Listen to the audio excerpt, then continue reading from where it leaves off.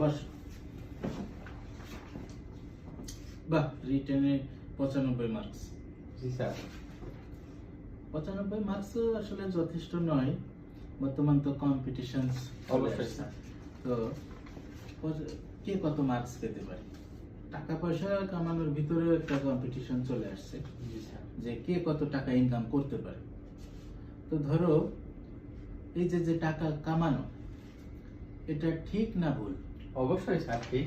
ব্যাপারটা দেখতে হবে স্যার সে কিভাবে টাকা কামাচ্ছে, সৎভাবে কি অসৎভাবে। না, ধরো কেউ একজন একটা বেতন পাচ্ছে, কিন্তু সে চিন্তা করলো যে একটা এক্সট্রা একটা টাকা ইনকাম করবে। তো এই যে যে বাড়তি, কারণ তার বেতনে হচ্ছে না, তো এই যে যে বাড়তি ইনকামটা, এটা ঠিক না ভুল? অবশ্যই ঠিক। আচ্ছা, যদি ডাক্তার, ঠিক। ইঞ্জিনিয়ার, ঠিক। ইন্টারভিউয়ার, অবশ্যই ঠিক, কিন্তু স্যার দেখতে হবে যে সে সৎভাবে টাকা তার কামাচ্ছে। সৎভাবে, তখন থেকে সৎভাবে সৎভাবে সৎভাবে কি হয় এগুলো? আমি বলতে চাচ্ছি যে মানে স্যার, মানে টানে কিছু নেই। মানে হচ্ছে, ধরো তোমার বাইকটা খারাপ হয়ে গেল, তো তুমি তখন মেকানিকের কাছে নিয়ে যাবা, বাইকটা কাজ শেষ করে দিয়ে দিলে তুমি তুমি কি তাকে টাকা দিবা? তো অবশ্যই দেবো স্যার। কেন টাকা দাও? স্যার সে আমার বাইকটা ঠিক করে দিল, তার কাজের বিনিময়ে টাকা দিলাম। ধরো তোমার কাজটা এখানে হয়ে গেল, থ্যাংক ইউ স্যার। আর থ্যাংক ইউ না, থ্যাংক ইউ এখনো কাজ পাও নাই।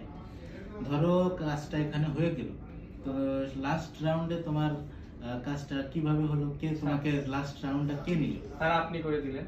কংগ্রেচুলেশনস, তুমি চান্স পেয়ে গেছো। Thank you sir. এই হাত নাও। 5 লাখ দেখাচ্ছি।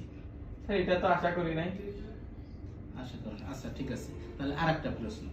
ধরো তোমার বাইকের কাজটা করে নিলে, কিন্তু তুমি মেকানিককে টাকা দিতে রাজি না, তাহলে কি করবে? মেকানিক তোমার গাড়ি নিয়ে যাবে। জি স্যার।